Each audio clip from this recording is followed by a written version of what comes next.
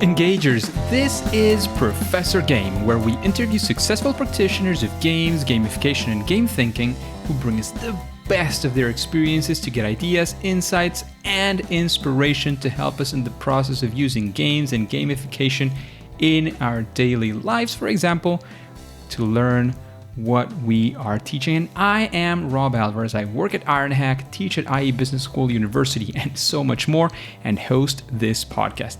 If you have an extra second, please go ahead and subscribe for free to our email list at professorgame.com/subscribe. Hey, Engagers, welcome back to another episode of the Professor Game podcast. And we have Fabian with us today. Fabian, I don't know if I pronounced that right, but before we get to that, are you prepared to engage? I am prepared to engage, and you have pronounced it correct, Rob. Not too bad, not too bad. I have this sort of mini game with myself to try to pronounce names decently. So we have Fabian Haridien. Haridien? Well done. Well done. That's a first for somebody outside of South Africa getting that right. So I'm trying my best, years of experience trying to pronounce names. I hope it's sinking into me eventually.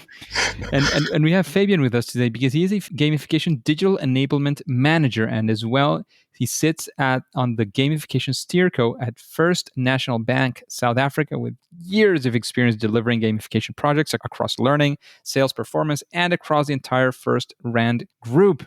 He believes that it is seldom that an individual finds their passion and their calling, and yet he believes that gamification is his. It's a passion, it's not a job, but rather a way of life for him. His journey to make sure that he can share his passion with everyone he meets. That's a journey he's on.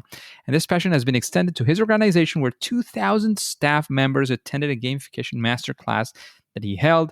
And he has been delighted to be named among greats recently in an article by Growth Engineering. And his motto is, show me a problem and I'll show you the possible solutions. So, Fabian, are we missing anything from that intro that we just gave? No, that's brilliant. Well read. Well done. Thank you very much, Fabian. So let's dive into it. We would like to know, Fabian, what does a regular day or a week, however you want to sell this, like we want to be there with you, want to understand, what does being Fabian nowadays feel like?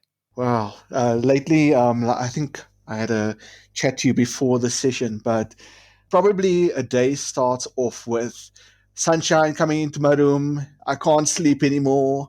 The first thing I do is open my machine, and it's firstly to see what's happening. Is there any queries coming in? Have I caused any chaos today with some of the solutions that I'm putting out there? But if it's all calm, then start to look at the reporting. How are individuals behaving within some of these solutions? And then start looking at prepping for the day. Normally starts off with quite a lot of meetings, I must say. But once I've managed to survive the meetings, I love them early in the day so that I can preferably try and concentrate. But generally, I start working on the next solution. I always start thinking about the next week, start prepping.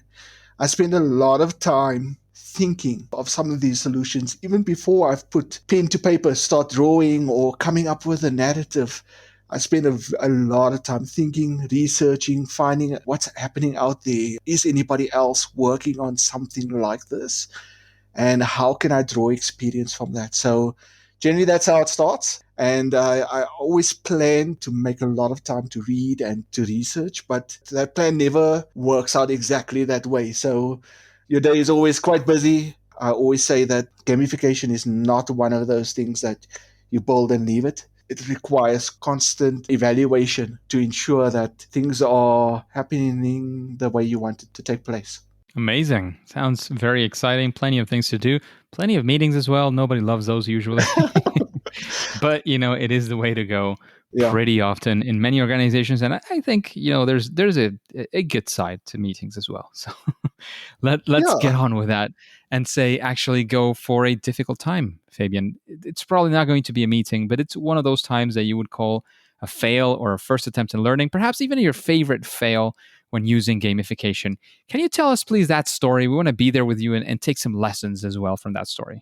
My goodness, what a lesson learned. I think probably I'll take you to my first fail. And the first lesson I learned, I think it was about in 2016.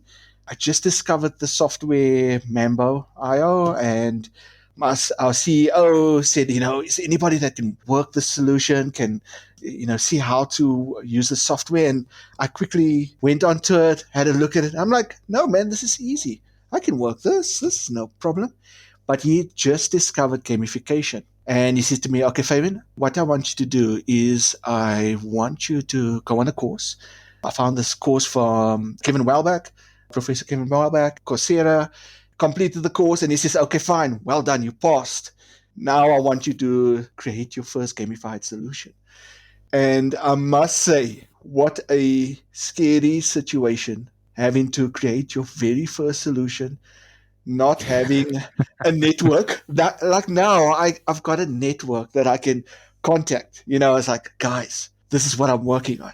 Then I had nothing. I had no network. I didn't even read a book outside of that course. And now I have to go and create my first gamified solution. Oh my goodness. When I created that first, when I launched it, there was so many gaps in it. Some of the rules were so open-ended that users were exploiting it. That they were actually, but everybody loved it because they said, they've never seen users so engaged on a platform before. But it's because users were exploiting some of the rules that are put in place. And, I had to learn quickly, oh my goodness. And I saw the behaviors coming through, and I had to quickly start looking, how can I tweak these rules to not sort of make it seem that I made a mistake right here? How can I look at up-and-coming rules for next week and for the rest of the month? Because this solution had to run for an entire year. And I was like, oh my goodness, I'm well out of my depth. But I must say that actually sparked something, and I thought to myself, there has to be a better way to try and sort of navigate this whole setting up of rules and trying to ensure users engage. Because one thing I did learn out of that is that with the right rules and with the right events put in place, people will interact with your solution. They'll always try and find loopholes. They'll always try and see how they can push some of the mechanisms that you put in place. And from that time, I actually ended up setting up something that I've always worked on. It's always been part of my arsenal of tools I use when I develop solutions, is the game economy. It's helped me to sort of map out the entire user journey, start looking at all the events, start even sort of looking at those events from a weighting perspective, the potential for the user to complete the event. How much of an opportunity will they be able to complete that event?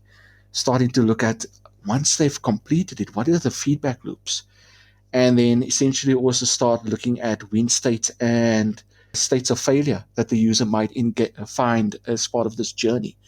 So how can I sort of address all of these characteristics of the journey by trying to balance all of this engagement, all of these metrics, these rules, these rewards, to ensure that I have a consistent engagement across the entire journey. So a good lesson learned. And I must say, a great tool that has formed part of my arsenal, like I said, and it's really benefited me in a lot of solutions that I've developed since then. That sounds amazing. Lots of experience to take from that, Fabian. And, plenty for the engagers to take in. I mean, engagers, if you feel overwhelmed with all that information, feel free to pause, maybe go back, listen to some of that again. Plenty of lessons that we can take from that experience. But Fabian, let's spin it around. How about we actually go for one time where things actually went right? Things, on the first try or the nth try, it doesn't matter. Things that, it's maybe one of those things that you would like to call a proud moment. We want to hear that story. We want to hear to the success factors. We want to be there with you and have that satisfaction, that happiness as well from that success. Yeah, no, definitely sort of, I think probably the proudest moments. After that, I did get that solution, the next iteration. It worked really well. But I think the next proud moment of mine was one of the first solutions I created at F&B. And that solution was put in place for staff that had to learn this very complex sort of platform and tool within the bank. And basically, you've got a whole lot of analysts, you've got solution architects, you've got IT individuals that you have to try and motivate to say, forget about work today. I want you to learn something new and I want you to engage with the solution. So essentially, what I developed there is I created a narrative around this complex tool, split it up into multiple modules. And basically, I must say, we had like a huge amount of the group engaging and actually battling and fighting each other to want to be the top performer. We in the organization, generally you see it takes about 60 days for staff members to complete their training. These staff members took on average 3 days to complete their training. There you go. That was like, oh my goodness, proudest moment ever. Really loved it. And again, I think it's drawing on the support of the network that I have and also understanding the users that need to engage with this platform and with this solution. So I think that really made a difference in developing something that was, well, I've never expected the engagement to be on that level. There you go. Good stuff.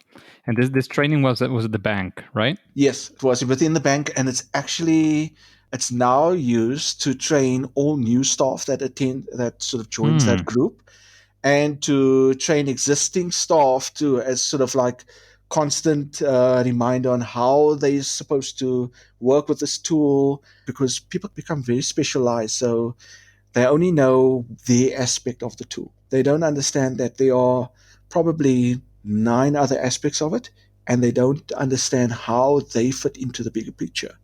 So this solution helped them to understand how the things that they're doing on their aspect actually relates to the rest of the tool and the rest of the individuals that have to engage with the tool. Sounds amazing. Sounds like a big success. So engagers, take those lessons in. Yes. See all of the things that Fabian has been doing. Is there any 1 or 2 things you'd like to highlight from that experience, Fabian? One thing, ensure that you account for overperformers, because there was a couple of, it was very much based around team-based engagement or team-based learning in this tool. But we had individuals that were top performers that, they sort of messaged me or bugged me regularly. At what time will the modules be released? I'm like, no, I can't tell you that. That's going to give you an unfair advantage. You need to be prepared. You need to keep on refreshing, check, but I know it's on Monday. It's every Monday that it gets released. Also make sure for underperformers that you put enough rules that you allow underperformers to be able to catch up, but that it shouldn't be, the balance between that shouldn't be unfair, that, those top performers that put in the effort, that they don't feel that, oh my goodness, you are like, it's almost like you're helping these underperformers where they should be putting that effort in. So it's trying to get the balance in the rules, and then also understand that you're going to have late adopters of the solution. So you're going to have individuals that probably a month into the solution or maybe a couple of weeks into the solution realize, oh my goodness, this has been available. I've missed it. I've been so busy with work. But how do I still have an opportunity to earn or to gain some rewards along the way? How can I still help my team to be successful? So it's making sure that you've accounted for these different individuals and their different performances along the way, or lack of performances along the way as well. So definitely Amazing. something to be cognizant keep in of. mind. Yeah, to keep in mind for sure. Yeah. So Fabian, with all this experience, all these things that you've done, as you mentioned, all the books that you read, all the courses that you did, I'm sure that at this point, when you are facing a new project with gamification, you do it a certain way. Let's call it that way, right? Do you follow some steps? Like, how do you do it? When you're facing a new project? What are your what is your thought process? What are the things that you do after that? We'd like to sort of get into your mind and understand that a little bit better. So very first thing, because gamification is still, I think it's still growing within South Africa, but it's still something that I need to still judge, and understand what is your understanding of it? When I deal with these different business units. So the first thing I do generally is when I have a take-on meeting, is just to sort of gauge with them. So what is your experience around gamification? Then to try and have a little mini masterclass, because we're about to go through this journey and creating this gamified solution. These individuals, they understand their business. They understand what are the areas that needs to be improved, what are they trying to achieve.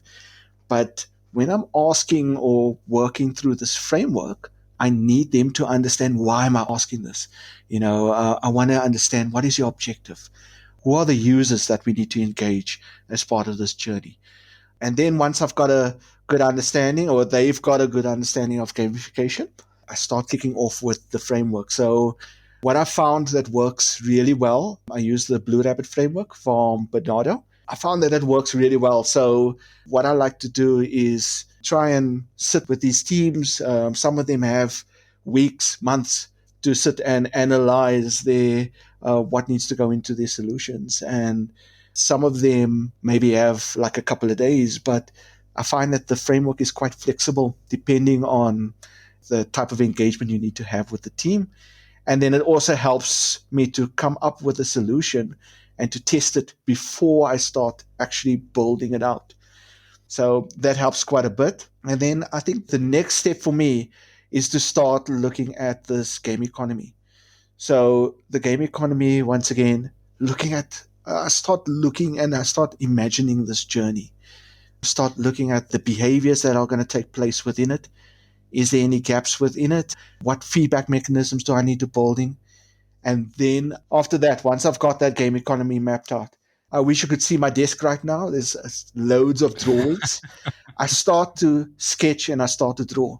I start to try and use a lot of paper as part of my conceptualization first. And then once I've got that out, I then put it into sort of a digital format, and then I can start briefing the dev team on sort of like the builds. But yeah, so that's generally sort of looking at it. Again, initially part of that journey is you want to gain some of the users' input and maybe understand a bit more of the users that needs to engage with your solution. But one thing I've noted with the teams is that that's one process that you don't just do at the beginning. It needs to be done all the way through your solution. You need to look for opportunities to get feedback, to understand what your users are experiencing within your solution. So yeah, that's my process, very, very quickly, very high level. But I must say, it's the best part is the drawing part for me. That's my creative release. Start sketching. I'm not the best drawer, but there's a lot of stickmen and arrows and all of these lovely things, and somehow the creatives managed to interpret that into something beautiful. So yeah. Sounds fantastic. Thanks a lot for that, insight into your process, Fabian. No problem. Just a quick break before we continue. Are you enjoying this podcast? If you're listening through a podcasting app, please subscribe and rate us on the app. This will be of great help to reach more engagers so we can change the world together through gamification. And Fabian, talking about these things, your experience, your process, the ups, the downs, in your experience and what you've done, is there anything that you would like to call, a best practice? I don't like to talk about silver bullets or anything, but one of those things that you say, well, if you do this thing or you think about things this way, it'll at least make your gamification project a little bit better. I think, like I said, if I work using that Blue Rabbit framework, I've ensured that I've thought of most of the requirements as part of the journey. You try and think of as much as possible. Using the game economy as well, I think that helps me a lot. But also to understand, I think because I work with the users that I need to engage with, so I've got a very good relationship with them. So when I'm building or designing these solutions, I try and work very closely with the business unit, almost simulate into the team. And also when I look at sort of like either the customer or part of the team members within the organization, I try and interact as much as possible with them so that I can get a lot more closer into understanding them, how they engage, what are some of these external factors that might inhibit them to engaging within the solution.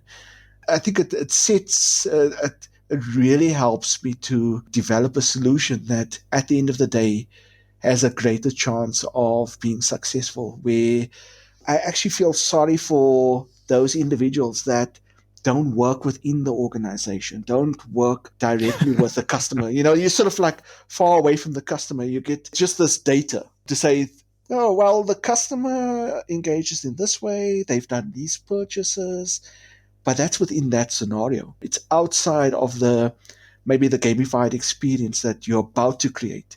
So if it's outside of that, how do you expect these customers or these users to behave?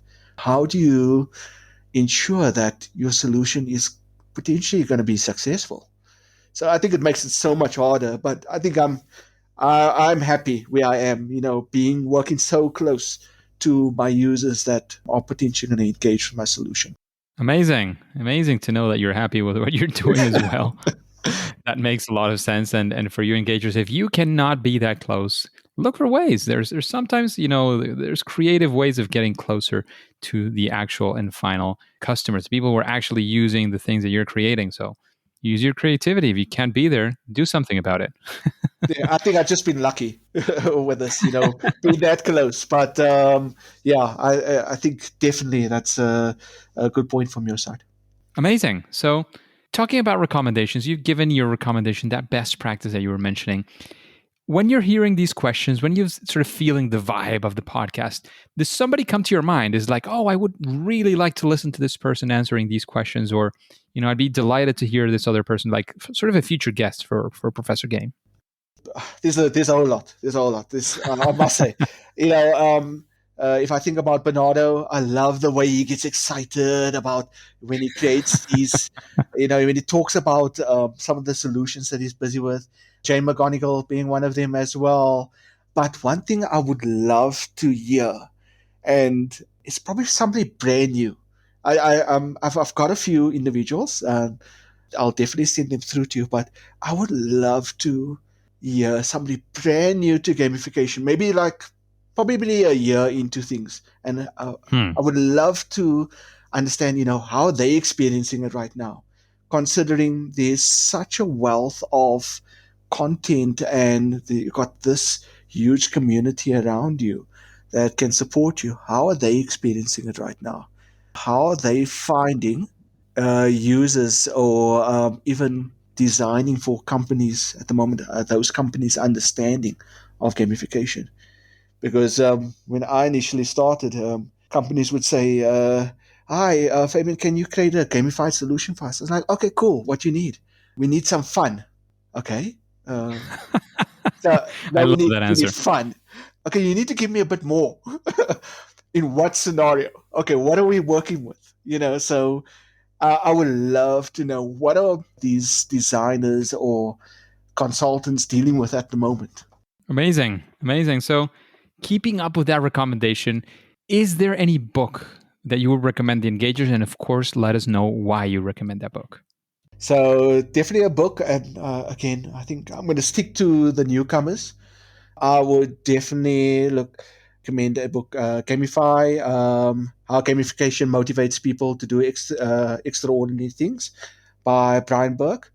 I wish I really had found this book when I initially started off.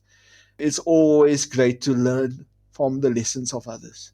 And I've always tried to do that, to listen to speakers out there and listen to others, chat to others around how they've developed gamified solutions, and then make sure I don't make the same mistakes. So I think definitely for those starting out or new to gamification, I was going to say new to the game, but new to gamification, I think definitely start this journey there.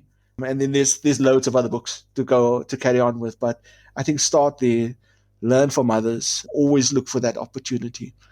Yes, you got to learn from your own mistakes, but try and learn from others. And that's a very good way where books are great, right? Yeah. definitely. Amazing. So, keeping up with that, but now instead of focusing outwards, let's focus inwards. What would you say, Fabian, is your superpower? That thing that you do at least better than most other people? I think definitely storytelling. Yes, I get a little bit, I go way too deep with analyzing things and trying to work out all the detail, but I love storytelling. I'm sure you can hear by my voice. I get excited around some of these solutions. And I think that's what helps me to sort of be infectious to others, to get them to understand gamification, to understand the journey that I've been through, and to understand that it's there's more to gamification. I think my superpower is definitely storytelling. I think I've got that sort of nailed down. That superpower. You definitely do. I'm sure it is as well a big part of the success that you're having, for sure. But Fabian, now we have arrived to a very difficult question. And it is all about what would be your favorite game? Oh my goodness, that is a hard question. I think that's probably the hardest one yet. Look, if you had asked me, say, about a year ago, I would have said, I really enjoy Call of Duty. I really love it. It's just at that point, I think it had a very good narrative. It really kept me engaged. Sounds amazing. Look, it was amazing, and I think since they released the new sort of version of it, I even Vanguard. There we go. It kind of fell off, and I started seeing things coming into the game that I'm like, no, that doesn't fit the era, and sort of that didn't sort of appeal to me. But all-time favorite games, I love games like Diablo 3. That's one of my all-time favorites. It never gets removed from my console. Even if I haven't played it in probably a year, I would suddenly pick it up after a year and start playing it all the way from the beginning again. I just love how the character builds and how you can unlock new elements and see this whole journey and relive this journey. So, yeah, definitely one of my favorites. I love the Diablo franchise. So, Fabian, you mentioned several games. Do we keep Call of Duty? Do we go for the Diablo franchise? What are we going for? That's what makes it a difficult question. It does. It does. Look, I would still vote for the Diablo franchise. Um, I definitely would. I think that has, even over the years, it's sort of stand the test of time. That's it's a great narrative. I'm even looking forward to when they release the next iteration of the story, because then what I'm going to do is, before I to pick up that next story, is I'm going to replay all the other versions, so just so I can get this refresher, and then I'm going to take on the next one. But I would never go back and play all of the Call of Duties, because that would just be, oh my goodness. There's some terrible ones along the way. Sorry if there's anybody from Activision listening. But there's been some terrible ones along the way, but that I do not want to relive. But I must say, the Diablo journey is something I would love to live again. It's a great, great storyline. And yeah, like I said, definitely looking forward to the next iteration of it. Great. So, Fabian, thank you so much for sharing all of the insights, all of the ideas, all of the things that you've been doing, all of your experience, all of your knowledge with the engagers today. But before we take off, can you let us know if you have any final words? Then let us know where we can find more about you and your work before we say that it's game over. Sure, no problem, no problem. So, final words. I've learned along the way, there's not, I think you mentioned the word earlier on, there's no silver bullet. I think what you have to do is just remember to stay close to your solution. When you build something, sort of just keep on learning from it. Keep on looking for opportunities to gain sort of feedback from users along the journey. And also just remember that there's this network out there now, make sure to use it. I love the network that we have, that there's so many people out there that you can sort of connect with, and sort of thought leaders that you can connect with, and just sort of touch base, ask them a couple of questions. And I must say, from my side as well, I try and be available. So if at any stage you sort of feel that you want to connect or want to draw on some of my experience, I welcome that. The best way to get a hold of me, the safest, and to ensure that I'm going to respond, is via LinkedIn. just search for me, and you're welcome to drop me a message, email, and I'll definitely get back to you. Things get lost in emails. Things definitely get lost on my phone. And that's the worst out of the lot is my phone. It's normally laying around somewhere in the house, but emails I'm closer to, but LinkedIn is probably the best way to get hold of me. And I can attest to that. That's how we got in contact. That's how I followed up. Yes. That's definitely something that Fabian is definitely looking into. So you can find that in the show notes. You type Fabian, Fabian. You can look for that on professorgame.com and find all the show notes, links to everything that we've discussed on this episode. However, Fabian, Engagers, even though this was an amazing ride, now it is time to say that it's game over. Engagers, it is fantastic to have you around, and thank you for listening to the Professor Game podcast. And if you want more interviews with incredible guests like Fabian, please go to professorgame.com/subscribe and get started on our email list for free. We can be in contact. You can ask for more guests. You can do whatever you want so we can communicate. You can ask for things that you would like, and you will also be informed of any things, any opportunities that Professor Game might have for you. And remember, before you go on to your next mission, remember to subscribe or follow for free using your favorite podcast app and listen to the next episode of Professor Game. See you there.